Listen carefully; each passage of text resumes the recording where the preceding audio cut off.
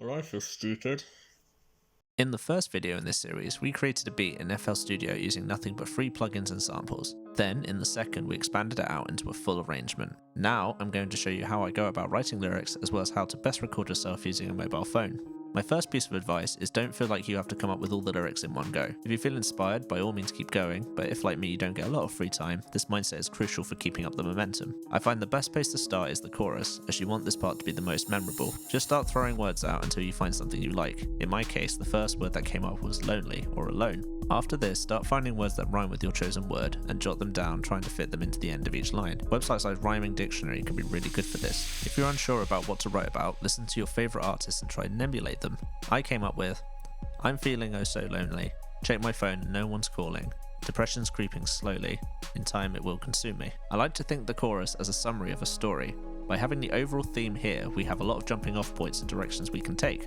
So, with my example, we can go down the loneliness isolation route, the phone analogy metaphors, talking about depression or talking about consuming media or mental worries. I can't stress this enough, by over-analysing your chorus this way, it will help give you different ideas to pull from. Songwriting is telling a story, whether it's from your perspective or for someone else's, so you want to be as vivid as possible with the narrative that you are creating. The first couple of bars for my verse are, side of the bed, inside of my head, can't sleep again.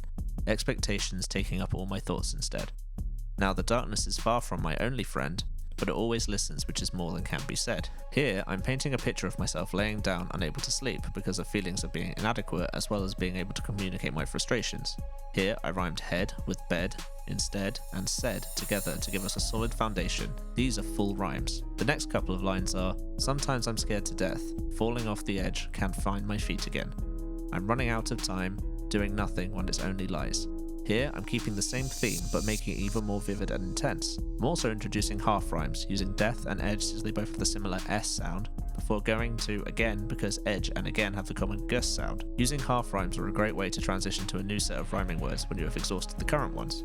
Next, I break the established rhyming pattern completely using the word time. We as humans from an evolutionary standpoint look for patterns in things so we can expect certain outcomes in the future. By breaking this pattern, we have subverted expectation, so it sticks out and becomes more memorable. No matter the subject matter of what I'm writing about, I always try and include some positivity, even if it's only a line or two. This is because I feel like there is enough negativity in the world, so having some semi-hopeful phrase will hopefully stand out and resonate with anyone who relates to your subject matter.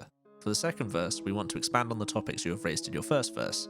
Mine is, use me, consume me, like and subscribe, feed me just another just to keep me alive. I wonder if this hunger will ever subside, or will it just linger in the back of my mind? The image we are setting here advances the story, as it is now revealed I can't sleep because I am being consumed by the fact my content isn't getting as many hits online as I want. Here, the rhymes are subscribe, alive, subside, and mind, while the secondary ones are another and hunger. Finally, the last part is very quick paced and goes, I'm tired, I'm sick of this, on the edge upon the precipice, don't care, don't give a shit, I really need to deal with this. Here, I'm not doing anything technically clever because I'm focusing more on the pace of the lyrics. This is representing the frustrations getting more and more intense. The next part is, I can write all week long, just can't put out a single song, can't keep the pace in this race, it's okay, I'll just tag along. Here, I'm going between rhymes and half rhymes to keep the song moving. Long, song are full rhymes, then pace to race, half rhyme to okay, the A sound, before ending on the first rhyming scheme on with a long.